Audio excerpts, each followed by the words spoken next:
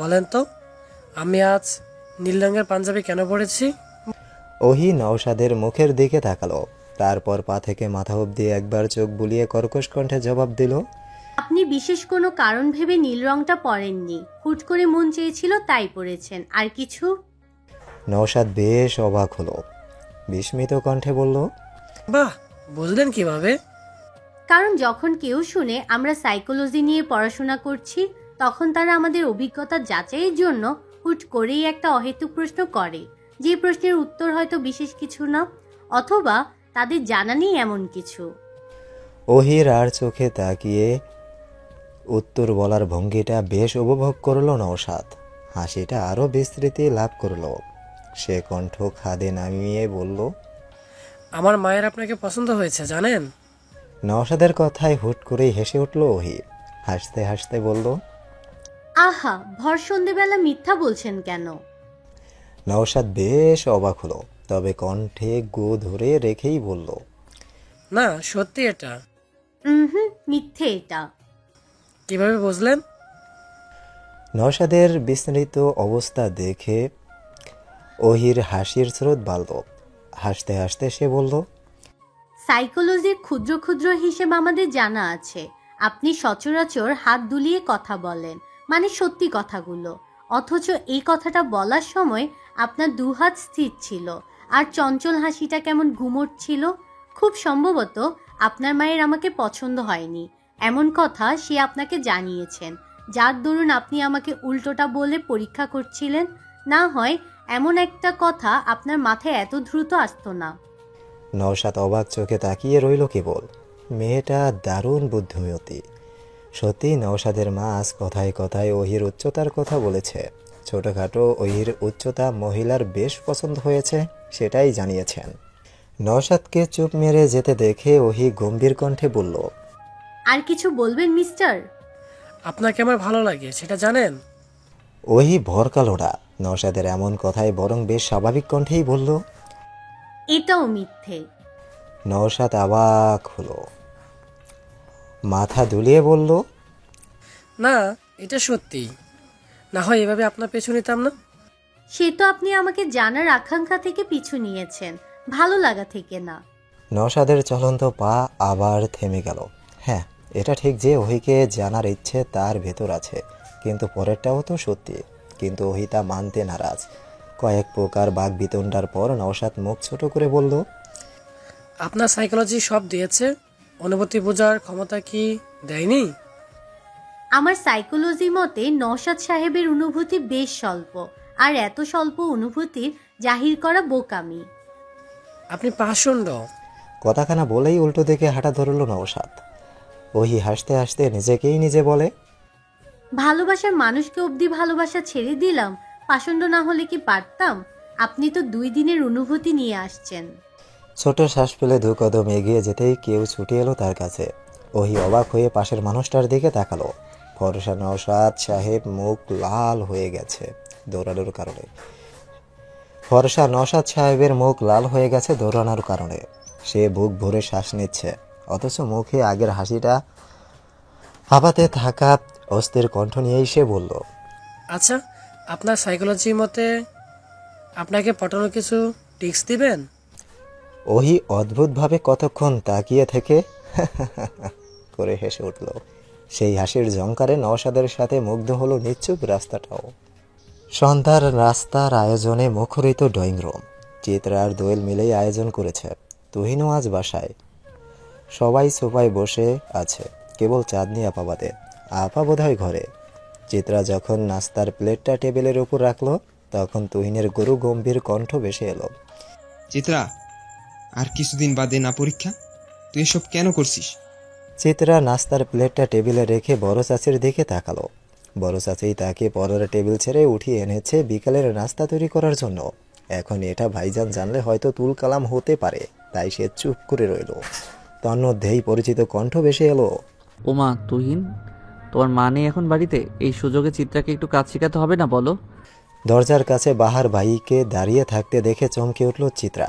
সাথে বাহার ভাইয়ের এহেন কথা। কিঞ্চিত ভরকে গেল উপস্থিত সবাই। কেবল হতভম্ব চোখে তাকিয়ে রইল তুহিন। অবাক কণ্ঠে বলল, কাজ শেখাতে হবে মানে? ওর আবার কিসের কাজ? পড়াশোনা আছে না? পড়াশোনা আছে নাকি? আমি ভেবেছি তোমাদের মা যাওয়ার সাথে সাথে ওর পড়াশোনাটা নিয়ে গেছে। না হয় মানুষের হুকুমে এমন উঠবস করতো। বাহার ভাই সচরাচর আসে না বাড়ির ভেতরে।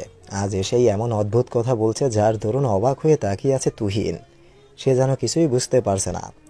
একবার বোনের দিকে আরেকবার বাহার ভাইয়ের দিকে তাকাচ্ছে। অবস্থা বেগতিক দেখে রোজা সওদাগর বোকা বোকা হেসে বলল, আরে কি যে বলো না বাহার, তা তুমি এখানে যে বিশেষ কাজে এসেছো? আমি কি যে বলি না আন্টি, যা সঠিক তাই বলি। চোখ থাকতে অন্ধ হওয়াটা তোমার মানায় না। তুহিন, তোমার বোন কি করছে না করছে, কে কি করাচ্ছে খোঁজ রাখো। ভাই হয়েছো তো দায়িত্ব কেন অবহেলা করছো? মায়ের হারানোতে ব্যথিত হয়ে বোনের সুখ তো সব উড়িয়ে দিচ্ছ, অথচ মেয়েটা সুখপ্রিয়। বহুদিন পর কেউ চিত্রার হয়ে কথা বলল। এই অনাকাঙ্ক্ষিত আনন্দের চোখে অশ্রু জমল। মাথা নত করে সে লুকিয়ে রাখার চেষ্টা করলো সে অশ্রু। তুহিন বুদ্ধিমান ছেলে। সে ততক্ষণে বাড়ির ভেতরের পরিবেশের কথা কিছুটা আন্দাজ করে ফেলেছে। চেয়ার ছেড়ে সে উঠে দাঁড়ালো। চিত্রার কাছে গিয়ে মাথায় আদুরে হাত বুলিয়ে শক্ত কণ্ঠে বলল, কিরে চিত্রা, তোকে দিয়ে কাজ করাচ্ছি কেন? বড় চাষি নাকি ছোট চাষি নাকি ফুপি, কে বল? চিত্রা ছোট মানুষ, আদুরে ভাব তার শরীরে তো এখনো আছে। সে ভাইজানের বাহু আঁকড়ে ধরে কেঁদে দিল। আপন মানুষের পরিবর্তনের নীরব অভিযোগ যেন জানালো ভাইকে। তুহিনের রাগ চড়ে বসলো মাথায়। বোনকে এক হাতে ধরে টেবিলের সব খাবারের প্লেট এক করে ছুঁড়ে মারলো ফ্লোরে। চূর্ণ বিচূর্ণ হয়ে গেল সে সব প্লেট। কাছের গ্লাসটা বড় চাচির পায়ের সামনে আছড়ে মেরে আঙুল উঁচিয়ে চিৎকার করে বলল, আপনাদের যদি কাজ করাতে মন চায় তবে নতুন কাজের লোক নিন, একজনের জায়গায় দুজন নিন। আপনাদের সাহস কিভাবে হয় আমার বোনের উপর এসব হুকুম তালিম করা? কে আপনি? সাহস কি করে হলো আপনার চাচি? তুহিনের এমন রাগে উপস্থিত সবাই ভীত। কেবল স্থির রইল বাহার। মাঝে মাঝে কিছু কথা সঠিক মানুষের কানে দিতে হয়। বড় চাচিরও ততক্ষণে অপমানায় আকাশ ছুঁয়েছে। সে দাঁত কিরমির করে বলল, তুহিন ভদ্রতা বলেছ? কাকে কি বলছো তুমি? আর তোমার বোনকে কাজ করাবো না কেন? সে কোনো রাজপ্রাসাদ থেকে আসেনি। রাজপ্রাসাদের মেয়েরা তো অন্যদের বাড়িতে মানুষ হয় না, তাই না?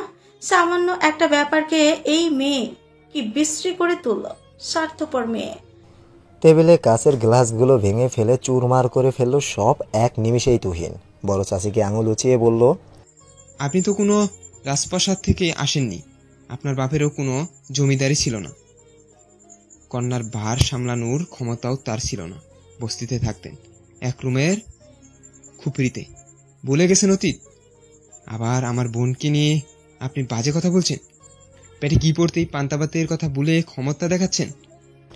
অপমানে গা ঘিনঘিন করে উঠল রোজা সওদাগরের। ছেলে মেয়ে দুটোকে কি সে কম ভালোবাসা দিয়েছিল? অথচ আজকে এই কথা বলছে তারা। তন্মধ্যেই নুরুল সওদাগর সশব্দে চর বসালেন ছেলের গালে। এই প্রথম সে তার ছেলের গায়ে হাত তুলল। অফিস থেকে এসে ছেলের এমন রূপ দেখেই মূলত সে হতভম্ব। তুহিনের চোখ তখন ভয়ঙ্কর রকমের লাল। ফর্সা মুখে তখন তুমুল আক্রোশ। চিত্রা ছুটে সিঁড়ি বেয়ে নিজের রুমের দিকে চলে যেতে নিলেই সিঁড়ির সামনে দাঁড়িয়ে থাকা টলমলে চোখে চাঁদনি আপা তার হাত ধরে আটকে দিল। চিত্রা হাত জারা দিয়ে রুমের ভেতরে প্রবেশ করার সময় ভারী কিছু পড়ে যাওয়ার শব্দ হলো। কিছু ফিরে তাকাতেই চিত্রার চক্ষু চড়ক গাছ। বড় আপার শরীরটা নিচের সিঁড়িতে পড়ে আছে। ভারী পেটটা ধরে তার হৃদয় বিদায়ক চিৎকার। রক্তে রঞ্চিত হলো সাদা ফ্লোর। হুড়মুড় করে কেমন অবসাদের বাতাস বয়ে গেল প্রকৃতি নিবিড় করে। হা হুতাশ মাখানো অসুস্থ বাতাস, হাহাকার করা নিস্তব্ধ বাতাস। চিত্রা লোহার ঘেরটার হাতল ধরে ভেজা চোখে যেন কার পথ চেয়ে রইল। কার ফেরার আশায় যেন উতলা হলো তার দেহের ছোট্ট হৃৎপিণ্ডখানে। চিত্রা কেবল ঝাপসা চোখে অপেক্ষা করল কিছু সুখবরের। শরীরে জড়ানো সুতির আকাশি রঙের জামাটায় তখনও রক্তের দাগ। হাতে লেগে আছে শুকনো রক্ত। আম্মা, আপনি ঘরে গিয়া বহেন। রাত 3টা বাজে, এখনো বইয়া আছেন? ঠান্ডা লাগবো তো। যান আম্মা, ঘরে যান। বাড়ির সবচেয়ে কম দামি মানুষ বৃদ্ধ দারোয়ান চাচার আদর মাখানো দুশ্চিন্তায় চিত্রার কানে কয়েকবার প্রতিধ্বনিত হয়ে ফিরে ফিরে গেল তার নীরে। চিত্রা অটল স্থির হয়ে বসে রইল। বিশেষ হেলদোল দেখালো না সে। যেন তার অবহেলিত শরীরটা অবহেলাটাই প্রাপ্য। তুখোর অবহেলায় ঝলসে যাওয়াই তার প্রাপ্য।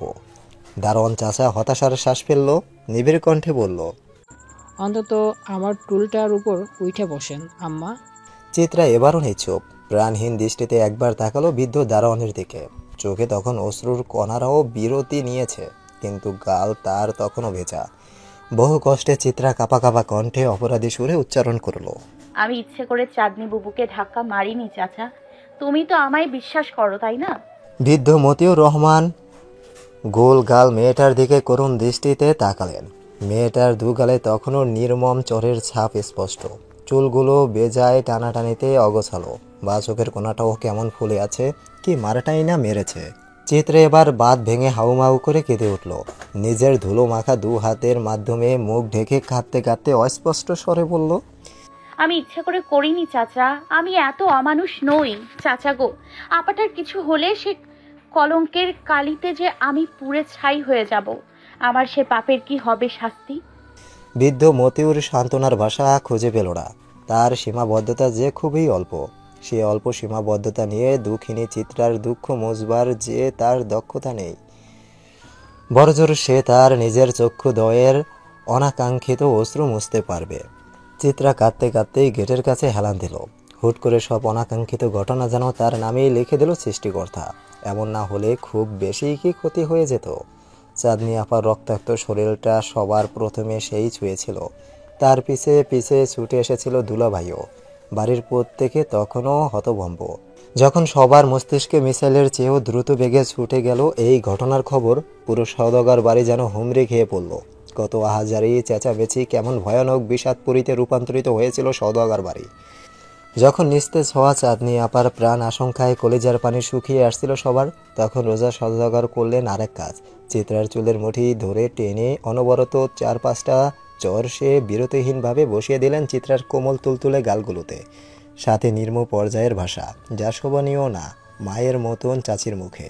কিন্তু এসব আচরণে ধ্যান নেই চিত্রার। সে কেবল আপাকে হসপিটালে নিয়ে যাওয়ার জন্য চিৎকার করছিল। শেষ চরটা বসানোর সময় বাহার রুখে দাঁড়ায়, কেমন অদ্ভুত সাহসের সাথে বলে, ওর গায়ে আরেকটা চর মারলে সে হাত নাও থাকতে পারে। ব্যাস, থেমে গেল রোজা সওদাগর। অতবার কেঁদে উঠল সে। সবাই ছুটল হসপিটালের উদ্দেশ্যে। কেবল পুরো বাড়িতে একা পড়ে রইল অপ্রয়োজনীয় সদস্য চিত্রা। অবশ্য তার ফুপি অনয় এবং চেরি রয়ে গেছে, কিন্তু চিত্রার প্রতি তাদের অনীহা। রোজা সওদাগর যেতে যেতে চিত্রার পেটে তুমুলভাবে লাথি দিতেও ভুললেন না। আবারও গেটে মাথা ঠুকে কেঁদে উঠল চিত্রা। কে জানে তার আপাটা কেমন আছে। চিত্রার নিরাশায় পরিপূর্ণ ব্যথার মরুভূমিতে আশার চাঁদ হয়ে এলো বাহার। বাহারের ক্লান্ত পরিশ্রমে নেতিয়ে যাওয়া শরীরটাকে হেলে দুলে আসতে দেখা গেল। বাহার গেটের দিকে এসে বিধ্বস্ত চিত্রাকে দেখে হতভম্ব। অনবরত কান্নার ফলে চোখ মুখ ফুলে রাজেহাল অবস্থা। বাহারের চোখে মুখে বিস্ময়, সেই বিস্ময় ছড়িয়ে গেল কণ্ঠধ্বনি অবধি। সে বিস্মিত কণ্ঠে বলল, রঙ্গন এখানে এই অবস্থায় কি করছো? তুমি এখনো রুমে যাওনি? চিত্রা কথার উত্তর দিল না। মনের মাঝে প্রশ্নটা দানা বেঁধে আছে, কিন্তু জিজ্ঞেস করার সাহস হলো না। যদি কোনো খারাপ খবর হয় তবে চিত্রা নিজেকে কিভাবে ক্ষমা করবে? বাহারের প্রশ্নের উত্তর দিল মতিউর রহমান, না বাবা, আম্মা যে সেই সন্ধ্যাবেলা এইখানে বসে এখানে আসে, আমি কতবার কইলাম ভিতরে যাইতে, উনি পথে বৈশাই আছে। বাহার ভাইয়ের ভ্রুদয় কুঞ্চিত হলো। হাঁটু ভেঙে সে বসলো চিত্রার পাশে, চিন্তিত কণ্ঠে বলল, এই মেয়ে, এখানে এইভাবে বসে আছো কেন? মাথায় কি সমস্যা তোমার? কি অবস্থা নিজের করেছো? উঠো দেখি। আহ্লাদ পেয়ে গেল চিত্রার কান্না। সে বাহার ভাইয়ের ডান হাতটা আঁকড়ে ধরে অপরাধী কণ্ঠে অনবরত বলতে লাগলো, আমি ইচ্ছে করে করিনি এমন বাহার ভাই। আপনি তো আমায় বিশ্বাস করেন, তাই না? বাহার চিত্রার মাথায় হাত বুলিয়ে শান্ত কণ্ঠে বলল, আমার বিশ্বাস করার আগে তোমার নিজেকে নিজের বিশ্বাস করা উচিত। তুমি কেন ভয় পাচ্ছ? অপরাধী ভাবছো নিজেকে? কিন্তু তখন আমি আপার হাত ঝাড়া দিয়েছিলাম, এটা তো ঠিক। যা হয়েছে সেটা দুর্ঘটনা, ইচ্ছেকৃত না। এভাবে ভেঙে পড়লে চলবে না। আমাকে কেউ বিশ্বাস করছে না বাহার ভাই। আমি তো করছি, চোখ বন্ধ করে বিশ্বাস করছি। আমি জানি তুমি কারো বিরাট ক্ষতির কারণ হবে না। চিত্রার তুমুল কান্নায় এই সান্ত্বনার বাণীটুকু প্রয়োজন ছিল। কান্নার ছাটাও নিমেষেই কমে গেল। চিত্রা চোখ মুখ মুছে উৎকণ্ঠিত হয়ে বলল, আচ্ছা বাহার ভাই, আপা কেমন আছে? আর বাবু? 10 মাস বাবুর জন্য কত অপেক্ষা করলাম, আর শেষ মুহূর্তে এসেই কিনা কথা বলতে বলতে আবারও চিত্রার আকাশ ভেঙে কান্না এলো। বাহার তৎক্ষণাৎ মুখ চেপে ধরলো চিত্রার। আদুরে এক ধমক দিয়ে উঠল। মিছে রাগি রাগি স্বরে বলল, আরেকবার যদি কেঁদেছো তবে এক্ষুনি তোমাকে রাস্তায় ছেড়ে দিয়ে আসবো। বাহারের এমন অবিশ্বাস্যকর কথায় কান্নার মাঝেও হেসে দিল চিত্রা। গোল গোল চোখে হাসতে হাসতেই বলল, আমাকে কি আপনার চেরি মনে হয় যে রাস্তায় ছেড়ে দেওয়ার ভয় দেখাচ্ছেন? কেন দেখাতে পারবো না ভয়? তুমি চেরি না হও চিত্রা তো? হ্যাঁ, আমি চেরি না, চিত্রা। কেউ বড় মানুষকে এগুলো বলে ভয় দেখায়? তাহলে বড় মানুষ, তুমি কেন এমন অবুঝের মতন কাঁদছো? বড় মানুষের তো অবুঝ হওয়া সাজে না। বাহারের কথার বাজে যে খুব বাজেভাবে ফেসে গেছে চিত্রা, তার বুঝতে বাকি রইল তার। অতঃপর ছোট একটা শ্বাস ফেললে নিবিড় কণ্ঠে জিজ্ঞেস করলো, আপার কি অবস্থা বাহার ভাই? সুস্থ আছে তো? বাহার মাটি থেকে উঠে চিত্রাকে ডান হাত দিয়ে টেনে তুলল। চুলগুলো গুছিয়ে দিতে দিতে বলল, তোমার আপা ঠিক আছেন।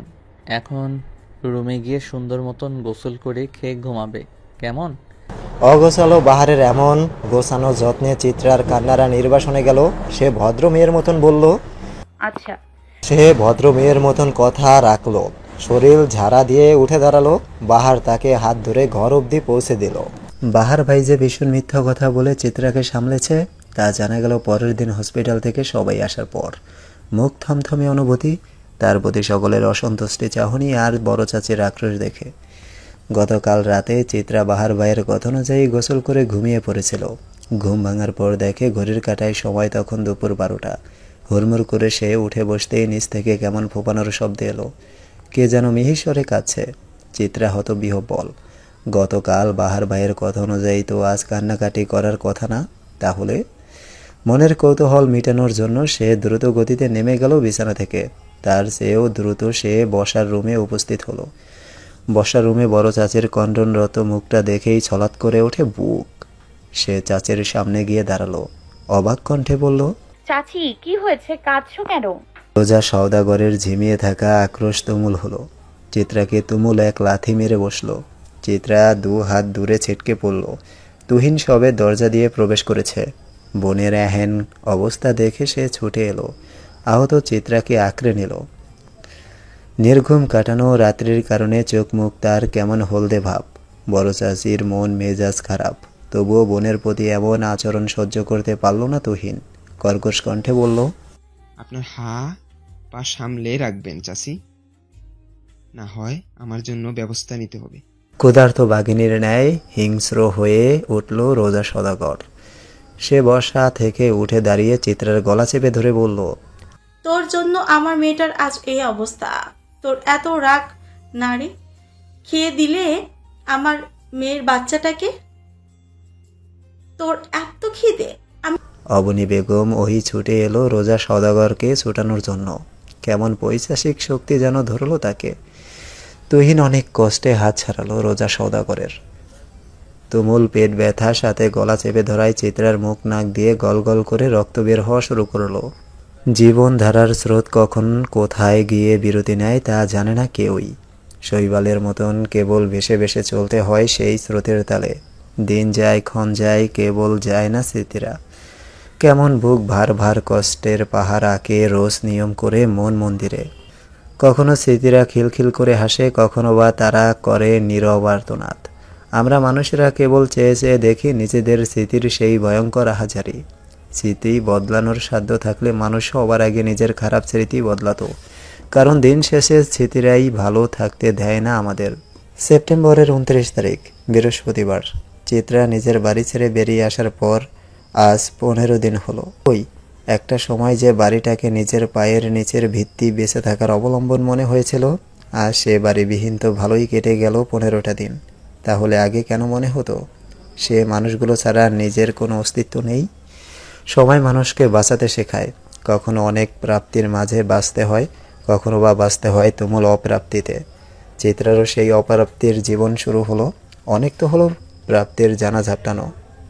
ধানমন্ডি লেকের পাশের বড় রাস্তার কোণ ঘেঁষে যাওয়া গলিটার ভেতরের দিকে রংচটা হলুদ রঙের বাড়িটার 2 তলার রুমের নির্জন ফ্ল্যাটটাই ঠাঁই হয়েছে চিত্রার। নির্বাসন বলা চলে। চাঁদনির অনাকাঙ্ক্ষিত ক্ষতির শাস্তিস্বরূপ চিত্রার দীর্ঘ নির্বাসন ঘোষণা হয়েছে। খারাপ কি? নীরব বেঁচে থাকা মৃত্যুর জীবন্ত স্বাদ।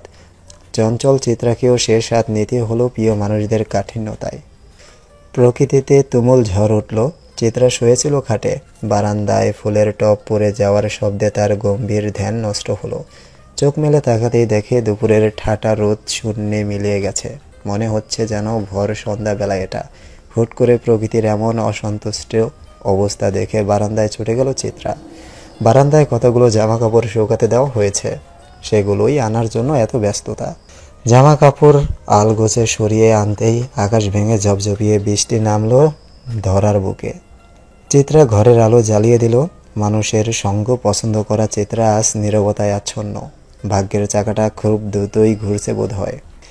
বারান্দার দরজা আটকাতে গিয়ে বৃষ্টির ছাদ কিছুটা গায়ে লাগলো চিত্রার। দরজার সাথে ডান হাতটার একটু জোরে ঘর্ষণ লাগতেই ডান হাতের তালুর ওপর পড়া বড় ফোসকাটা গলে গেল। মৃদু স্বরে আহ করে উঠল চিত্রা।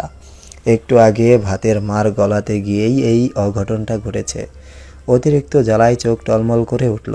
অথচ চিত্রা ফিক করে হেসে দিল নিজের ব্যথা দেখে। হাসতে হাসতে হাঁটু মুড়ে বসলো বারান্দার দরজায় হেলান দিয়ে। ফোসকা পড়া জায়গাটার দিকে তাকিয়ে কেমন যেন ভীষণ রকমের আহাজারি করা সুর, অথচ তাচ্ছিল্য নিয়ে বলল, তোর জন্য ব্যথা লাগে চিত্রা। ব্যথারা তবে এত আঘাত পাওয়ার পরেও মরেনি।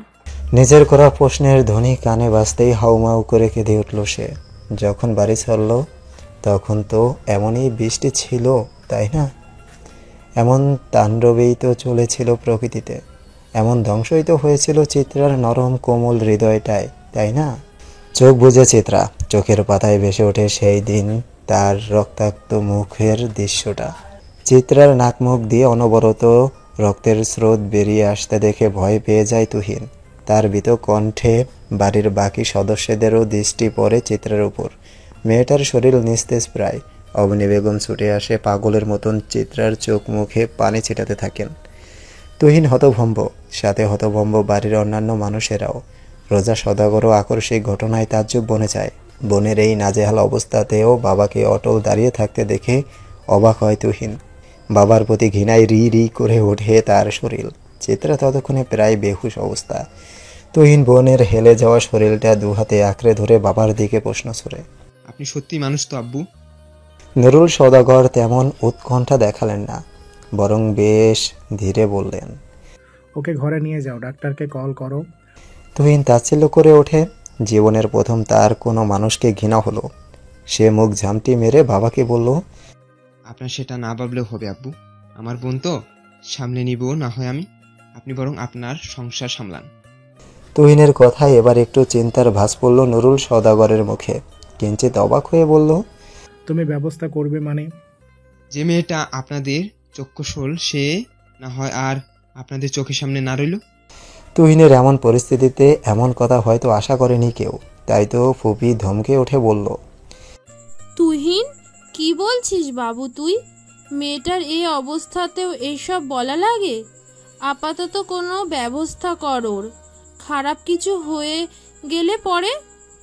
ভালোই তো হবে ফুপি। আপনাদের ঘরে থাকার চেয়ে আমার মনে হয় ওর মরে যাওয়াটা ওর জন্য সুখে, তাই না চিত্রার বড় চাচিমা?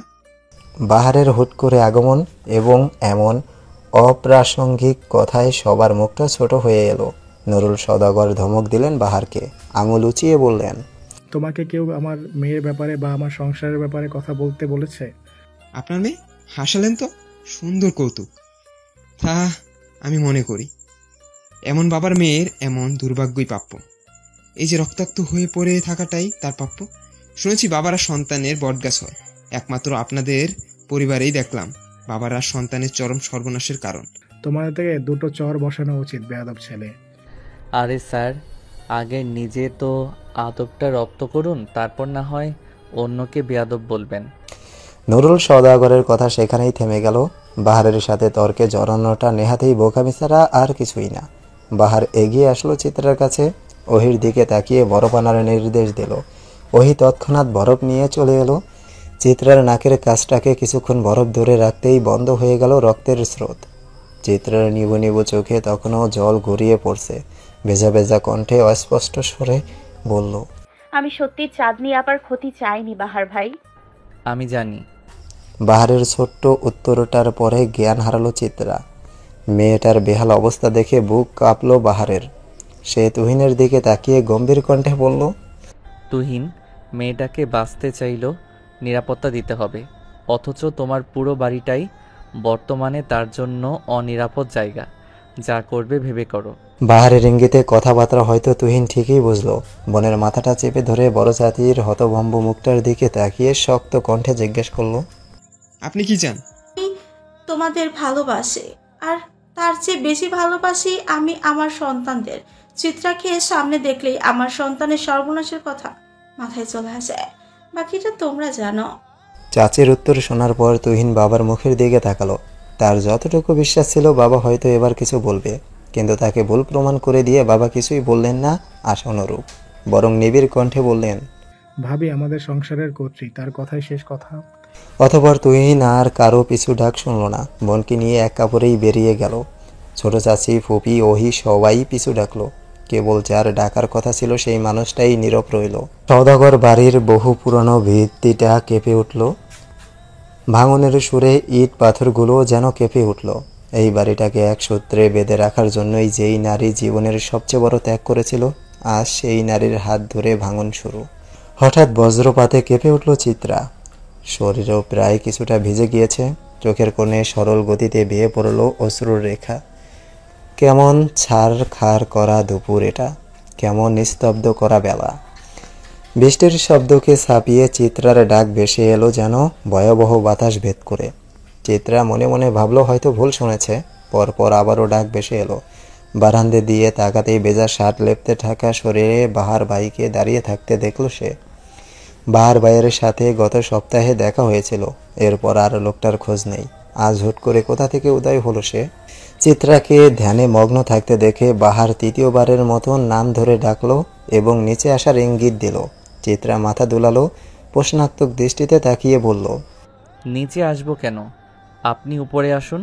বাহার বৃষ্টির জন্য ভালো করে চোখ মেলে তাকাতেও পারছে না, তবুও বারান্দার জানালা দিয়ে বেরিয়ে আসা চিত্রার মুখমণ্ডলের দিকে তাকিয়ে বলল, তাড়াতাড়ি আসলে আসো, না হয় বসে থাকো। এত কৈফিয়ত দিতে পারছি না। চিত্রা অধৈর্য হয়ে বলল, দাঁড়ান দাঁড়ান, আসছি। বাহারের মাথায় দুষ্ট বুদ্ধি চাপল। সে মিটি মিটি হেসে বলল, তাড়াতাড়ি আসো মেয়ে। বৃষ্টি যে আমাকে ভিজিয়ে নাজেহাল করে দিচ্ছে, অথচ আমার ভেজার কথা ছিল তোমার প্রেম বৃষ্টিতে। এমন খোলামেলা অস্ফুটে বাহারের লাগামহীন কথাতে তাজ্জব বনে গেল চিত্রা। সে দ্রুত মাথা ভিতরে ঢুকিয়ে ফেলল। লজ্জায় খানিকটা সময় চুপও ছিল। অতঃপর ফ্ল্যাটের দরজা আটকে ছুটে গেল নিচে।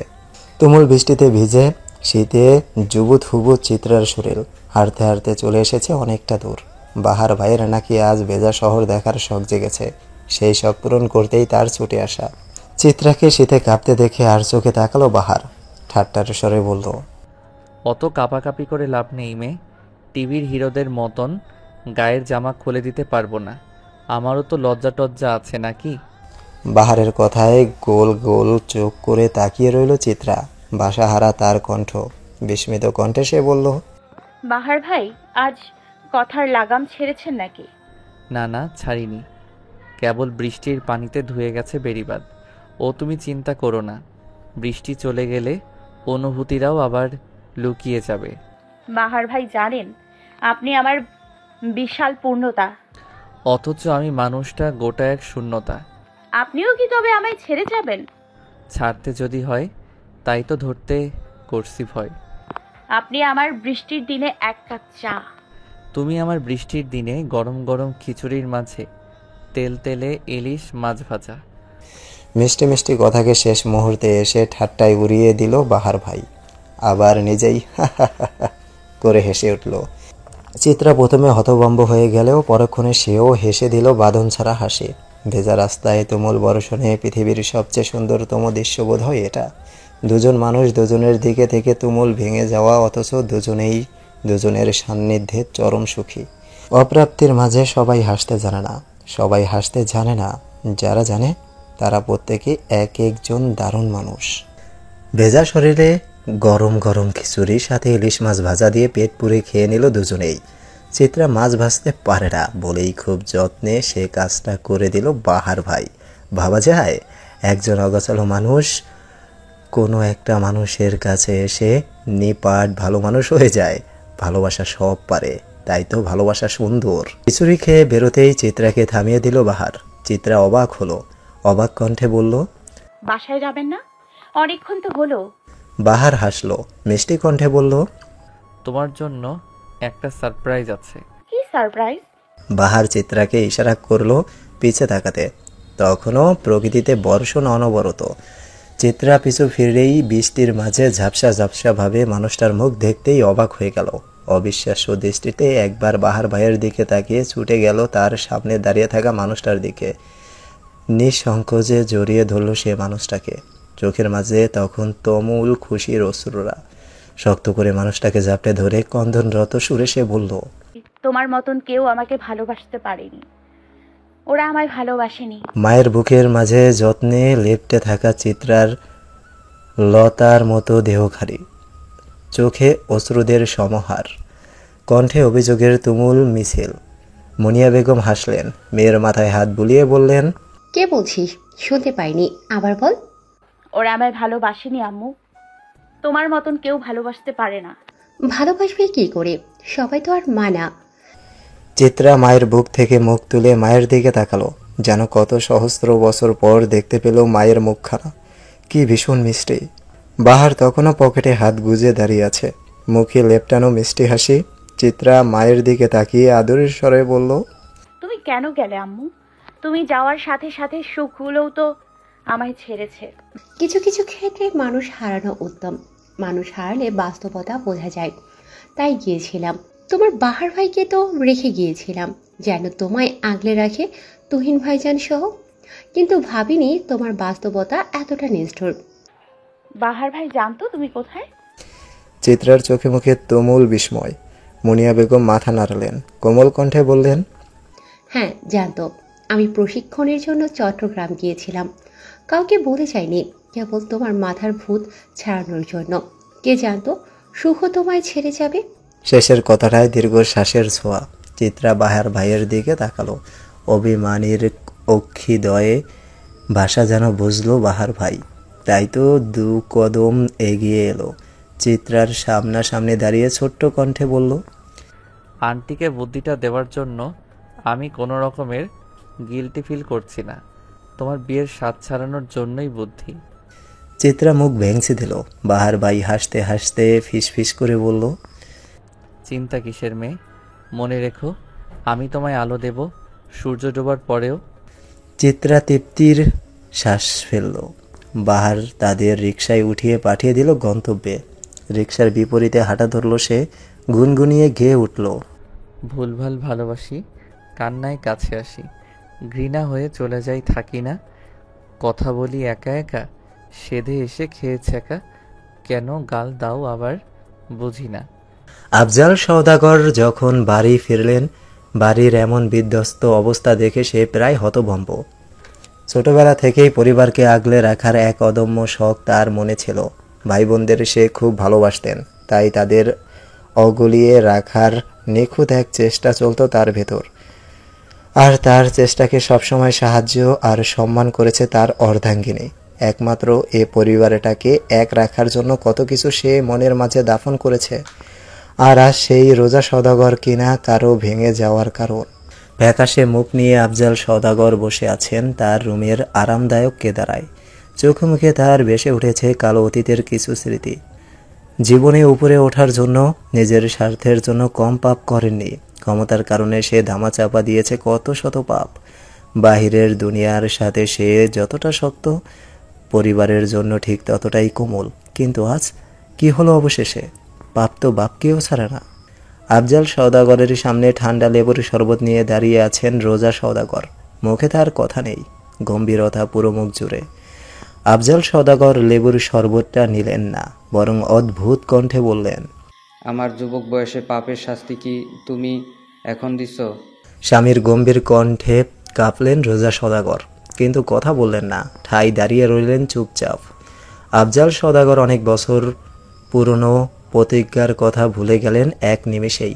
স্ত্রীর হাতের শরবতের গ্লাসটা ছুঁড়ে ফেললেন মেঝেতে। ঝনঝন শব্দে ভেঙে টুকরো টুকরো হলো গ্লাসটা। সাথে ভীত হলো রোজা সওদাগরও। মিনিট ব্যবধানের সশব্দে চর পড়ল তার গালে। সে তাজ্জব হতভম্ব হয়ে ফ্যালফ্যাল তাকিয়ে রইল স্বামীর পানে। আজ থেকে 23-24 বছর আগে দেওয়া কথাটা ভেঙে ফেলেছে তার স্বামী, তা যেন সে মানতে পারলেন না। আফজাল সওদাগরের তখন চোখ দিয়ে ঝরছে অগ্নি। সেই আগুনে সে যেন জ্বালিয়ে দিবে তার অর্ধাঙ্গিনীকে। কণ্ঠে তার তুমুল ক্ষোভ, চিৎকার দিয়ে বলে উঠলেন, তোমার সাহস হলো কিভাবে আমার অবর্তমানে আমার পরিবারকে এক ছিন্ন বিচ্ছিন্ন করার? ফকিন্নির বাচ্চা! রোজা সওদাগর নিরুত্তর। অনেকদিন পর স্বামীর পুরনো রূপ দেখে প্রায় সে নিশ্চুপ হয়ে গেছে। মানতে কষ্ট হচ্ছে তার যে এটাই তার স্বামী। আফজাল সওদাগরের মুখের ভাষা বিশ্রী থেকে বিশ্রী হলো। ক্রোধ ঝরে পড়ল তার শরীর উপচে। টিকতে না ফিরে রোজা সওদাগরের চুলের মুঠি টেনে ধরলেন। বা গালে আরও একটা চর বসিয়ে বললেন, ফকিন্নির মেয়ে হুট করে রাজার আসনে বসলে তো এমনই হবে। তুই আবার আমার ভাইয়ের মেয়ের গায়ে হাত তুলিস? তোর সাহস দেখে আমি অবাক। আপনার সাহস দেখে আমি অবাক? ভুলে যাচ্ছেন আমার কাছে আপনার ইজ্জত আমানত আছে। এমন কিছু করবেন না যে আমার সবটা মেলে দিতে হয় সবার সামনে। রোজা সওদাগর যে খুব নিবিড় একটা হুমকি দিল তা বুঝতে বাকি রইল না আফজাল সওদাগরের। তার রাগ তখন সীমা পেরিয়ে গেল। অনবরত আঘাত করতে থাকলো তার স্ত্রীকে। তাদের ঘরের এমন হইচই শুনে অবনী বেগম, ওহি, চাঁদনি সহ সবাই ছুটে আসে। এমন বিরল ঘটনা ঘটতে দেখে তারা রীতিমতো অবাকে হা হয়ে রইল। লতা বেগম আর অবনী বেগম এসে হাত ছোটানোর চেষ্টা করলো, কিন্তু আফজাল সওদাগরের পুরুষ শক্তির কাছে তাদের জোরাজুরি খুবই স্বল্প। চাঁদনির শরীর তখনও দুর্বল, কণ্ঠে অসুস্থতার ছোঁয়া। তবুও সে এই ক্ষীণ কণ্ঠে বলল, আব্বু কি করছো? আম্মুকে ছাড়ো। মেয়ের দুর্বল কণ্ঠ কর্ণদয়ে পৌঁছাতেই হাতের চাপ ঢিলে করে দিল আফজাল সওদাগর। ছেড়ে দিলেন অর্ধাঙ্গিনীকে। মেয়ের দিকে তাকিয়ে সে স্তব্ধ হয়ে যায়। তাকে নিয়ে সবার মনে যে সম্মানের জায়গা ছিল, আর সে জায়গাটা কেমন যেন হালকা হয়ে গেল। রোজা সওদাগরও তেমন প্রতিক্রিয়া দেখালেন না। সেও চায়নি তার স্বামীর সম্মান কিঞ্চিত কমুক। তাই তো ঘটনা ধামাচাপা দিতে ক্ষীণ স্বরে বলল, সবাই বের হও, উনি মাত্র এসেছেন। সবাই তাই তো মাথা গরম, তোমরা যাও এখন। সাথে সাথে সবাই বেরো হয়ে গেল বিনা প্রতিবাদে। ওই চাঁদনিকে ধরে নিয়ে গেল। আফজাল সওদাগরও আবার বসে পড়লেন আরাম কেদারাখানায়। সে তার জীবনে ভাই ভাইদের ছেলে মেয়ে, বোন বোনের ছেলেকে অনেক বেশি ভালোবেসেছে। আর চিত্রাকে বোধহয় একটু বেশি ভালোবেসেছে, কারণ সে চিত্রার মাঝে তার অতীতের খুব গোপনে মায়া মায়া আদুরে সেই কন্যার প্রতিচ্ছবি খুঁজে পায়, যার প্রতি দায়িত্বহীন হয়েছিল বিধায় তার অগোচরে সেই কন্যা ঢলে পড়েছিল মৃত্যুর মুখে। সে নিজেকে ক্ষমা করতে পারেনি, না প্রায়শ্চিত্ত করতে পেরেছে সে পাপের। তন্মধ্যেই রোজা সওদাগরের এহেন আচরণ তাকে আরও ভেঙে দিয়েছে। তাই তো সে হারিয়ে ফেলল নিজের একদিনের ব্যক্তিত্ব, কিংবা বলা যায় খোলস। তপ্ত দুপুরে ঘামে ভিজে একাকার ওহির শরীরখানা। কি মারাত্মক রোদ উঠেছে 1 অক্টোবরের আকাশে। বিরক্তের আকাশে হুট করে মুগ্ধতা নিয়ে হাজির হলো নওশাদ। সাদা শার্ট, গলায় টাই, কালো প্যান্ট, মারাত্মক সুন্দর লাগছে লোকটাকে। ওহি যখন নওশাদের এমন রূপ দেখল, সে বেশ অবাক হয়েই তাকিয়ে রইল নওশাদের পানে। ওহিকে দেখেই হাসি খুশি নওশাদ হেলে দুলে চলে এলো ওহির পাশে। মিষ্টি একটা হাসি উপহার দিয়ে বলল, কি হ্যাঁ মিস, আজ রোদ বোধহয় আপনাকে বেশি উত্ত্যক্ত করছে। ওহি ওড়না দিয়ে কপালের ঘামটুকু মুছল, বিরক্তের স্বরে বলল, হ্যাঁ বেশি উত্তক্ত করেছে, আর এখন আপনি নিশ্চিত তার চেয়েও বেশি করবেন? নওশাদ হেসে দিলেন। মাথার পেছনের চুলগুলোতে হাত বুলিয়ে বললেন, তা আপনি মিছে বলেননি, হুট করে আপনার কথা মনে হলো তাই চলে এলাম উত্তক্ত করতে। আপনি নাকি কাজ করেন, তা সারাদিন মেয়েদের পিছনে ঘোরা ছাড়া তো কোনো কাজ আপনার নেই দেখছি। মেয়ের পিছনে ঘুরি ঠিক, তুমি মেয়েদের পিছে না। আর এখন লাঞ্চ ব্রেক চলছে মিস। নিজের ঝাঁঝালো কথার বিপরীতে নওশাদের হাসি খুশি উত্তরে কিঞ্চিত খারাপ লাগলো ওহির। তাই সে আর কিছু না বলেই হাঁটা ধরল। নওশাদও সাথে সাথে হাঁটতে হাঁটতে বলল, আপনার জন্য একটা জিনিস এনেছি মিস। ওহি ভ্রু কুচকালো, চোখ মুখ কুচকে জিজ্ঞেস করলো, কি জিনিস? নওশাদ তার পকেট থেকে তৎক্ষণাৎ কালো গোলাপটা ওহির সামনে ধরল। চোখের মাঝে আনন্দের চিলিক খেলিয়ে বলল, কালো গোলাপ ভালোবাসার বিষাদময় প্রতীক পছন্দ তো আপনার? ওহি মিনিট দুই ফুলটার দিকে তাকিয়ে রইল। হুট করে তুমুল মাথা ব্যথায় তার চোখ বন্ধ হয়ে আসার উপক্রম। কেমন যেন শিরা উপশিরায় আন্দোলন চালানো রাগ নওশাদের হাত থেকে ছিনিয়ে নিল গোলাপটা এবং ভীষণ নিষ্ঠুরভাবে কয়েক টুকরো করে ছুঁড়ে মারল তা দূরে। নওশাদ কেবল ফ্যালফ্যাল করে দেখল সবটা। সে যেন কোনো ভাষা খুঁজে পেল না। ওহির কাছে এমন একটা আচরণ সে ঠিক আশা করেনি বলা যায়। ওহি তুমুল রাগে হেঁটে চলে গেল কয়েক পা। নওশাদ তখনও ঠাই দাঁড়িয়ে। এই গোলাপটা কেনার জন্য সে অফিস ছুটি নিয়েছে, ফুলের দোকানের কর্মচারীটার সাথে কথা কাটাকাটি করেছে, অথচ যার জন্য এটা কেনা হলো সে কি করলো? ওহি কয়েক পা এগিয়ে আবার থেমে গেল। ফিরে তাকালো নওশাদের থমথমে মুখটার দিকে। খারাপ লাগায় ছেয়ে গেল তার মনে রাঙিনা। সে আবার পিছু ফিরল। পিছু টান টেনে নিয়ে গেল তাকে নওশাদ অবধি। ওহি ক্ষীণ স্বরে মাথা নত করে বলল, মন খারাপ করবেন না, আমি আসলে ফুল পছন্দ করি না। ফুল দেখলেই ছিঁড়ে ফেলতে ইচ্ছে হয়। বলা যায় এটা আমার একটা মানসিক রোগ, যা কেউ জানে না। খুব ছোটবেলায় বিদঘুটে ঘটনার প্রভাবে আমার এই মানসিক রোগ, যা মাঝে মাঝে মানুষ খুন করার ইচ্ছা জাগাতেও সাহায্য করে। নিবিড় নিশ্চুপ স্বচ্ছ জলে পরিপূর্ণ ছোট্ট একটা পুকুরের পাশের বেঞ্চিতে বসে আছে ওহি এবং নওশাদ। রোদ ঝিমিয়ে বিকেল প্রায়। প্রকৃতিও বেশ চুপচাপ। নওশাদ তাকিয়ে আছে ওহির দিকে। চোখে মুখে তার প্রশ্নের ছড়াছড়ি। ভেতরের অনুভূতিরা অধৈর্যের উৎকণ্ঠিত। কিন্তু সে ওহিকে সময় দিল, নিজেকেও প্রস্তুত করলো অপ্রস্তুত কিছু শোনার জন্য। ওহি দীর্ঘক্ষণ সময় নিল। কিছু কথা যখন বলা হয় না পরিস্থিতির চাপে, তখন তা যুগ যুগ ধরে স্মৃতির পাতায় থাকতে থাকতে চাপা পড়ে যায়। চাইলেও তখন আর তা খুব সহজে মেলে ধরা যায় না। ওহির অবস্থাও ঠিক তাই। খুব বাজে অভিজ্ঞতা ভুলে যাওয়ার চেষ্টা চালাতে চালাতে আজ তা ধুলো পড়ে ধোঁয়াশা হয়ে গেছে। সেই ধুলো পরিষ্কার করতে কিঞ্চিত সময় তো লাগবেই। প্রায় মিনিট 10 পর ওহি মুখ খুলল। কণ্ঠ ধ্বনিরা প্রস্তুত হলো বিভীষিকাময় কথাগুলো বলার জন্য। ভীষণ বিশাল এক দীর্ঘশ্বাস ফেলে সে বলা শুরু করলো, ছোটবেলা থেকে আমার মা আমার ব্যাপারে ভীষণ উদাসীন ছিল। সেই উদাসীনতার জন্য ছোট বয়সে আমার সাথে ঘটে গিয়েছে বড় বিপর্যয়। আমার বয়স তখন 7 কিংবা 8। বাবা মায়ের একদিন তুমুল কথা কাটাকাটি। অবশেষে কথা কাটাকাটির অবসান ঘটল আমাকে গৃহান্তর করার মাধ্যমে। মায়ের জেদের কারণে আমার এত বড় বাড়ি, এত সুন্দর পরিবার থাকতেও আমাকে পাঠানো হয় হোস্টেলে। জীবন বোঝার আগে যৌনতার লালসার শিকার হব তা হয়তো কারোরই জানা ছিল না। হোস্টেলের পর্যবেক্ষণ করত এক মামা, যে সব বাচ্চাদের আদর করত, আমাদের চকলেট দিত, কোলে নিয়ে ঘুরত। আমি খুব কমই মামার সান্নিধ্যে যেতাম। ছোটবেলা থেকে খুব চুপচাপ থাকার কারণেই মানুষের সাথে কম মিশতাম। তখন সময়টা শীতকাল, ডিসেম্বর বা জানুয়ারির দিকে। হোস্টেলের বেশিরভাগ দায়িত্বরত সদস্য ছুটিতে। আমি বিকেলে হোস্টেলের পেছনের দিকের বাগানে খেলছিলাম। ফুল আমার প্রিয় ছিল বিধায় সেটা নিয়েই নিজের আপন মনে হাবিজাবি এঁকে খেলায় মত্ত ছিলাম। এর মাঝে সেই লোকটা এলো, যে সব বাচ্চাদের আদর করত। তথাকথিত নিয়মে সে আমার মাথার গালে হাত বুলিয়ে দিল, চকলেট দিল, অথচ আমি নিলাম না। বাচ্চা হলেও বুঝতাম অপরিচিত কারোর কাছ থেকে কিছু নেওয়া উচিত না। মামা তখন একটা সূর্যমুখী ফুল এনে আমার হাতে দিল। আমি তো খুশিতে আত্মহারা। আমাকে হাসি খুশি দেখে মামা কোলে নিলেন। আমিও বেশ আনন্দে কোলে উঠে গেলাম। যখন আমি ফুল নিয়ে ব্যস্ত, তখন অনুভব করলাম আমার বুকে প্রচণ্ড ব্যথা হচ্ছে। ব্যথার চোটে চোখে টলমল অশ্রুদের ভিড় জমে গেল। আমি উফ করে শব্দ করে উঠলাম। মামার দিকে তাকিয়ে বললাম, মামা ব্যথা। মামা বিদঘুটে হেসে বলল, আদর করলে একটু ব্যথা লাগবে, মামা তো তোমাকে আদর করছি। আমি তবুও কিছুটা মোচড়ামুচড়ি করছিলাম। অস্বস্তিতে ভরে গেছে আমার শরীর। আমার ছোট নাজুক শরীরটা তখন মামার হাতের মুঠোয়। সে যেভাবে পেরেছে সেভাবে ছুঁয়ে দিয়েছে। তারপর বাগানের মালিক কাকাকে আসতে দেখে সে আমায় ছেড়ে দিল। তারপর আমি ফুলটা ছুঁড়ে ফেলে নিজের ঘরে চলে গেলাম। দীর্ঘ গন্তব্য পর থামল ওহি। অদ্ভুতভাবে নওশাদের চোখে অশ্রু থাকলেও অশ্রু নেই ওহির চোখে, অথচ তার কণ্ঠনালী কাঁপছিল। ওহি মাথা নিচু করল, ডান হাত দিয়ে অনবরত নিজের বাম হাত মোচড়াচ্ছিল।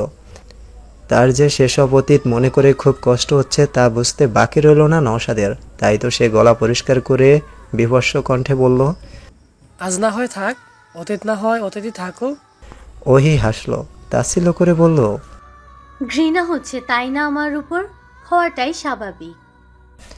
ওহির কথার ধরনে হতবিহ্বল নওশাদ তাজ্জব হয়ে বলল, কি বলছেন? আপনার খারাপ লাগছে বিদায় না করেছি?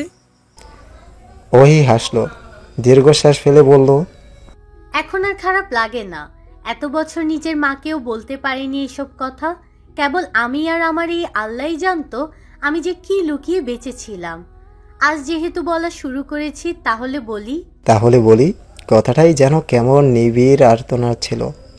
বিদঘুটে অতীত বের করে মন হালকা করার একটা হাহাকার ছিল, যা ছুতে পারল নওশাদকে। সে ধীর কণ্ঠে বলল, আমি শুনছি, তবে আপনি বলুন। ওহি পুকুরের ঝলমলে স্বচ্ছ জলরাশির দিকে তাকিয়ে বলা শুরু করলো, সেদিন আমার সাথে ঘটা বিদঘুটে ঘটনাটা কিঞ্চিত নাড়িয়ে দিয়েছিল আমাকে। কই, বাবা চাচা সবাই তো আমাকে আদর করত, কিন্তু কখনো এমন ব্যথা দেওয়া আদর তো করতো না। সন্ধ্যার দিকে যখন সব নিরিবিলি, মালি কাকা এলেন আমার ঘরে। আমি তখন পড়ার টেবিলে বই নিয়ে বসেছি। কাকা এসে আমার পাশে হাঁটু ভেঙে বসলেন। তার চোখে মুখে কি যেন একটা হাবভাব। সে আমাকে কেমন ক্ষীণ কণ্ঠে বললেন, তোমার সাথে ফজলু কিছু করেছে? আমি এক ঝটকায় বুঝে ফেললাম কাকা বিকেলে সেই ঘটনার কথা বলছে। আমি ভয় পেয়ে গেলাম। অনবরত ডানে বামে মাথা নাড়াতে নাড়াতে বললাম, না। মালি কাকা আমার মাথায় হাত বুলিয়ে চলে গেলেন তখনই। আমার ছোট মনে তখন অনাকাঙ্ক্ষিত ভয়েরা হানা দিল। সেই ঘটনার 3 দিন পরের কাহিনী। আমি রাতের খাবারের পর দাঁত ব্রাশ করতে করতে হোস্টেলের পেছনের বারান্দায় গেলাম, যেটা আমার অভ্যাস ছিল। সেখানেই হোস্টেলের কর্মচারীদের কোয়ার্টার ছিল। আমি হঠাৎ ভীষণ হাসাহাসি শব্দ শুনলাম ওই মামার ঘর থেকে। তার দরজাটাও হালকা খোলা ছিল। আমি ধীরে ধীরে পৌঁছে গেলাম সেই ঘরটাতে, কিন্তু দরজা পুরোটা হাত দিয়ে খুলে দিতে আমি হতভম্ব। ভেতরের দেখা দৃশ্যটার জন্য আমি প্রস্তুত ছিলাম না। এত অপ্রত্যাশিত কিছু ছিল। আমাদের খাবার সার্ভ করা খালা আর মামা ছিলেন সেই ঘরে। আমি ভয় পেয়ে ছুটে আসতে নিলে খালা দৌড়ে এসে ধরে ফেললেন আমায়। মামার চোখে তখন উপচে পড়া লালসা। মামা লালসাকে সায় দিলেন খালাও। সে আমাকে জোর করে ধরে আমার জামার পেছনের চেইনটা খুলে দিলেন। একজন মহিলা, যার কন্যার বয়সে হয়তো ছিলাম আমি, সে কিনা মামাকে খুশি করতে আমায় বলিদান করার জন্য উঠে পড়ে লেগেছিল। মামার এলোমেলো নোংরা ছোঁয়ায় আমি নেতিয়ে গিয়েছিলাম। তারপর কথা থেমে গেল ওহির। তুমুল কান্নায় ভেঙে পড়ল সে। নওশাদও আবিষ্কার করলো তার হৃৎপিণ্ড প্রয়োজনের তুলনায় বেশি বিট করছে। অস্বাভাবিকভাবে কাঁপছে তার শরীর। ঘৃণায় ভরে উঠেছে অনুভূতিরা। ছোট্ট একটা মেয়েকেও ঘৃণা ছাড় দেয়নি। সে চাইল ওহির কাঁধে ভরসার হাত দিয়ে চোখের জল মুছে দিতে, কিন্তু সে তা করল না, কারণ ওহির মনে এখন অতীতের নোংরা ছোঁয়ার স্মৃতি কিলবিল করছে। নওশাদের সঠিক ছোঁয়াও হয়তো আরেকটা ভিন্ন ঘৃণার সৃষ্টি করতে পারে। তাই নওশাদ নিজেকে সংযত করলো, কাঁদতে দিল ওহিকে। ওহি কাঁদল। পাহাড়ের মতন অটল ওহি নিমিষেই গলে জল। কাঁদতে কাঁদতে যখন চোখের জল ফোরালো, সে ভেজা কণ্ঠে বলল, নওশাদ, জানেন সেদিন আমি বেঁচে গিয়েছিলাম। আমার সাথে খারাপ ঘটতে গিয়েও ঘটেনি।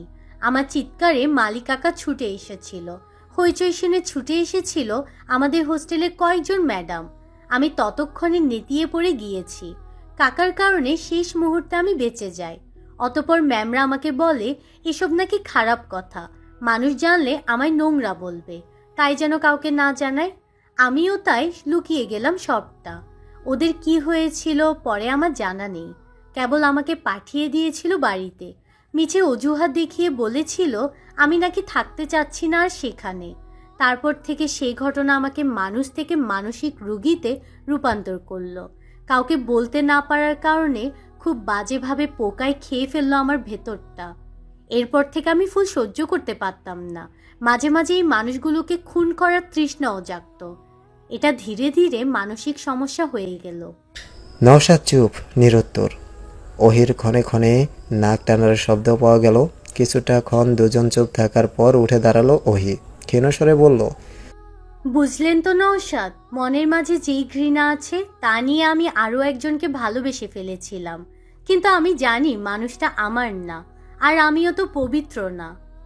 আমার কাছে কারো বিদঘুটে ছোঁয়া আপনার অপবিত্রতা হতে পারে না। আর ভালোবাসার কথা তো আপনিই বললেন। সে মানুষ যেহেতু আপনার না, তবে যে মানুষ আপনাকে ভালোবাসে তাকে না হয় আগলে নিন। হয়তো পারবো না। আমি এমন কুলুষিত জীবনের সাথে আপনাকে জড়াতে চাইছি না। আপনার ভালোর জন্য বলছি, ভুলে যান ভালো লাগাকে। কথা শেষ করেই ওহি পা বাড়ালো নিজ গন্তব্যে। নওশাদ কেমন অদ্ভুত কণ্ঠে বলল, কি আশ্চর্য, আপনি আমার ভালো চাইলেন অথচ আমায় চাইলেন না। কথার মাঝে কি যেন একটা ছিল যা থামিয়ে দিল ওহির পা। পিছু টানতো ওহির জন্য না, তবে আজ কেন থামিয়ে দিল তাকে সে পিছু টান? চিত্রার কোচিং শেষ হতে হতে সন্ধ্যা নামলো প্রকৃতিতে। সোডিয়ামের আলোয় রাস্তাঘাট উজ্জ্বল।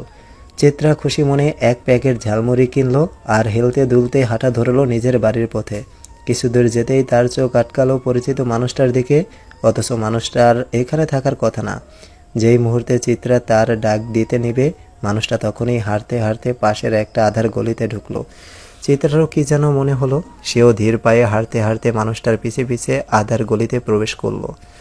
বেশ কতগুলো নোংরা গলি ভুতুরে প্রকৃতি পার হয়ে রঙিন এক দুনিয়ায় প্রবেশ করলো চিত্রা। কেমন অদ্ভুত এক দুনিয়া। চিত্রা হতভম্ব আশপাশের মানুষগুলোর দিকে তাকিয়ে। সভ্য সমাজে অসভ্যের স্থান দখল করা পতিতালয়ে এসে পড়েছে সে। ধানমন্ডির রাস্তা পার হয়ে অনেকটা দূরেই যে চলে এসেছে সে, তা আর বুঝতে বাকি রইল না তার। চিত্রা বেশ অবাক হয়েছে অমন মানুষকে এইরকম একটা জায়গায় আসতে দেখে। কেমে নিয়ে একাকার হয়ে গেছে তার শরীর। মৃদু কম্পন দেখা দিয়েছে তার শরীরের শিরায় উপশিরায়। তন্মধ্যেই কেমন বিদঘুটে হাসি দিয়ে একটা লোক বলল, কি সুন্দরী, দাম কত তো? কিশোরী চিত্রা আরও খানিকটা ভয় পেয়ে যায়। সে আর কোনো কথা না বলে যে রাস্তা দিয়ে এসেছে সে রাস্তাতেই ছুট লাগায়। পেছন থেকে মদ খেয়ে নেশায় বিভোর হওয়া লোকটার বিদঘুটে হাসির শব্দ ভেসে এলো। চিত্রা চোখ মুখ বন্ধ রেখেই যেন ছুটে চলল। কতটা দৌড়িয়েছে তা জানা নেই। তার দৌড়ানোর সমাপ্তি হলো একটা শক্ত সমর্থ দেহের সাথে ধাক্কা খাওয়ার পর। কি ব্যাপার, দৌড় প্রতিযোগিতায় অংশগ্রহণ করবে নাকি? এভাবে চোখ মুখ বন্ধ রেখে কোথায় যাচ্ছ? সামনের পুরুষটির কথায় চোখ মেলে তাকালো চিত্রা। গলা শুকিয়ে কাঠ প্রায়, তবুও বেশ কষ্টে সে উচ্চারণ করলো, একটু পানি দেন বাহার ভাই। চিত্রার এমন উত্তেজিত মুখমণ্ডল দেখে অবাক হলো বাহার। দ্রুত পাশের দোকানটার থেকে পানির বোতল কিনে আনলো। চিত্রার দিকে বাড়িয়ে দিল সে পানির বোতল। চিত্রা ডান বামে না দেখেই ঢক ঢক করে বেশ খানিকটা পানি পান করলো, অতপর জোরে জোরে শ্বাস নিতে লাগলো। বাহার ভুরু কুঁচকালো, অবাক কণ্ঠে বলল, কোথায় গিয়েছিলে? হাঁপাচ্ছ কেন? চিত্রা বেশ কতক্ষণ চুপ থেকে নিজেকে ধাতস্থ করলো, তারপর বেশ ভাবুক স্বরে বলল, বাহার ভাই, সব রহস্যের সমাধান হচ্ছে না কেন জানেন? ধুলো পড়েছে চেহারায় আর আমরা মুছছি আয়না। আসলে আমরা রহস্যের সঠিক রাস্তায় এখনো হাঁটাই ধরিনি। চিত্রার আধো রহস্য মাখা কথা আধাই রইল। সে পুরোটা বিশ্লেষণ করলো না বাহারের কাছে। কেবল কতক্ষণ বিজ্ঞ ব্যক্তিদের মতো ভাবুক হয়ে রইল, যেন রাজ্যের ভাবনায় মত্ত সে। হাঁটতে হাঁটতে বড় রাস্তা পেরিয়ে রিক্সা নিল বাহার। দুজনেই রিক্সায় উঠে বসলো। নিস্তব্ধ রাস্তা, হুড়মুড় করে বাতাস ছুঁয়ে দিয়ে যাচ্ছে আদুরিভাবে। বাহার চুপ করে রইল, সাথে চুপ রইল চিত্রাও। আকাশে রূপোর থালার মতন চাঁদ। অক্টোবর এসেছে বিরাট জ্যোৎস্না নিয়ে। ঠান্ডা ঠান্ডা বাতাসে শরীরের ক্লান্তিটাও খানিক বিশ্রামে গেল। কয়েকদিন পর তো আবার শীতল আসবে। শীতকাল চিত্রার বেশ প্রিয়। কেমন মিষ্টি অলসতায় কাটে। চিত্রা আবার বেশ অলসতা প্রিয়। দুজনের নিশ্চবতা ভাবনার মাঝে রিক্সা এসে থেমেছে চিত্রাদের গলির মুখে। চিত্রা ঝটপট বাহার ভাই টাকা বের করার আগেই নিজেই রিক্সা ভাড়া দিয়ে দিল। তা দেখে বাহার কিঞ্চিত হাসলো। পকেট থেকে সিগারেট বের করে তা দুই ঠোঁটের ভাঁজে চেপে লাইটার জ্বালাতে জ্বালাতে বলল, বেশ চালাক হচ্ছ যে। বাহারের বাক্যের মানে চিত্রার ঠিক বোধগম্য হলো। মুচকি এসে সে বলল, আপনার সাথে থাকি আর চালাক হব না? তা বেশ ভালো, চালাক হতে ক্ষতি কি? তবে চিন্তা নেই, চাকরি পেলে তোমার রিক্সা ভাড়ার দায়িত্বটা আমি নিজের কাঁধে না হয় নিয়ে নিব। আপনি চাকরি করবেন? হাঁটতে হাঁটতেই বাহারের দিকে তাকিয়ে চিত্রার প্রশ্ন। বাহার ভাইয়ের কাছে খালি বোতলটাতে ছোট লাথি মেরে বলল, ভাবছি তো করব, রিক্সা ভাড়াটা দেওয়ার জন্য হলেও চাকরি করা জরুরি। তারপর আমায় বিয়ে করবেন তো বাহার ভাই? চিত্রার প্রশ্নে বাহার বিশেষ অবাক হলো না, কারণ সে জানে বয়সন্ধিরা আবেগ প্রকাশ করতে ভীষণ পছন্দ করে, আর কিছু কিছু ক্ষেত্রে মানুষ তার প্রিয় মানুষের ক্ষেত্রে একটু বেশিই বেহায়া হয়ে যায়। চিত্রাও তার বাহিরে না। বাহারকে চুপ থাকতে দেখে চিত্রা আবার প্রশ্ন করলো, আমি আপনার এতই অপছন্দ? তুমি তো তোমার বাবার পছন্দের ছেলেকে বিয়ে করবে, তাই না? ওই যে ভদ্র ও সুশীল ছেলেটাকে। বাহারের ঠাট্টা মাখানো কথায় ছোট্ট হয়ে এলো চিত্রার মুখ। ক্ষীণ স্বরে সে বলল, আমার তো অভদ্র আপনিটাকেই পছন্দ। বয়সন্ধির আবেগ দিয়ে ফাঁসাতে চাচ্ছ? একদম না, অষ্টাদশের ভালোবাসা দিয়ে ফাঁসাতে চাচ্ছি। বাহার আর উত্তর দিল না। চিত্রা মন খারাপ করে বলল, চাকরিটা হবে তো? তোমার সাথে সংসার করতে হলে চাকরিটা হতেই হবে, তাছাড়া উপায় নেই। আচ্ছা, তোমার বাড়ির চিলেকোঠার ঘরের মতন একটা ঘরে কি কি আসবাবপত্র লাগবে বলো তো? সংসার সম্পর্কে ধারণা কম তো। বাহারের এমন অপ্রত্যাশিত কথায় হতভম্ব চিত্রা। চোখ মুখে খুশির ঝিলিক দিয়ে উঠল।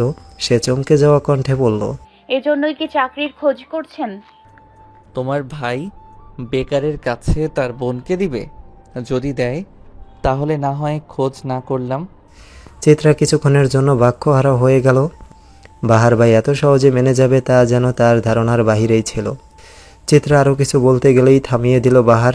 ক্ষীণ কণ্ঠে বলল, বাড়ি এসে পড়েছে, ভিতরে যাও। সংসার করতে হলে ভালো রেজাল্ট চাই, না হয় সেসব চিন্তা বাদ। চিত্রা এতক্ষণ এতটাই অবাক হয়েছিল যে সে যে নিজের বাড়ির গেটের সামনে চলে এসেছে তা তার খেয়ালই ছিল না। বাহারের কথায় আশপাশ তাকিয়ে দেখলো সত্যিই সে তার বাড়ির সামনে।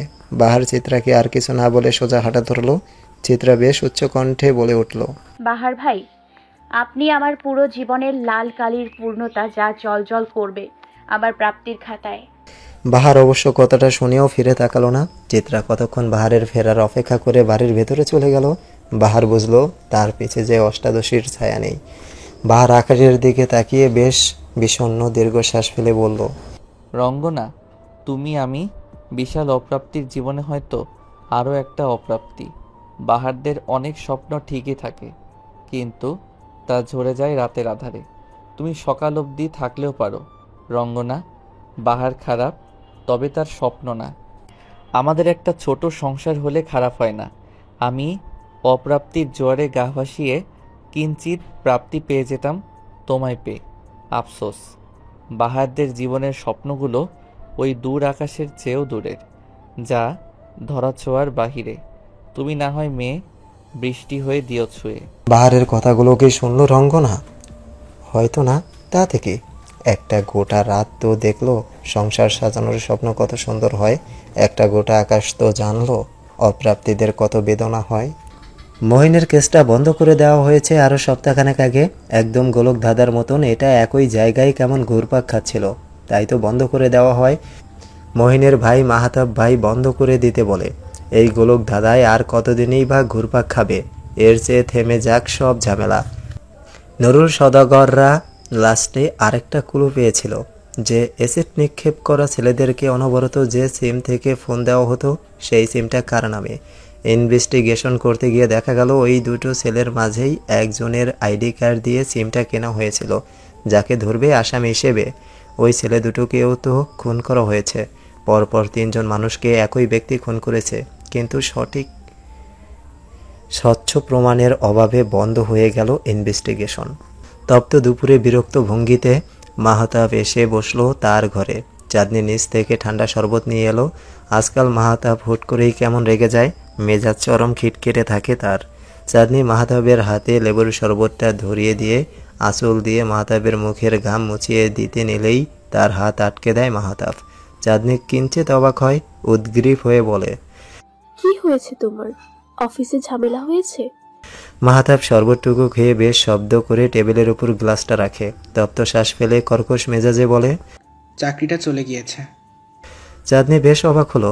মাহতাব সবসময়ই বেশ কর্মঠ লোক, তার চাকরি যাওয়ার তো কথা না। ব্যতিব্যস্ত হয়ে সে বলল, চাকরি চলে গিয়েছে মানে? কেন? মানুষ কি একজনের ভালো আর একজন সহ্য করতে পারে? পারে না। যেমন তোমার মা পারে না চিত্রার ভালো সহ্য করতে, তেমন অফিসের কিছু মানুষ আমার ভালো সহ্য করতে পারেনি। চিত্রার ঘর ছাড়তে হলো আমার চাকরি।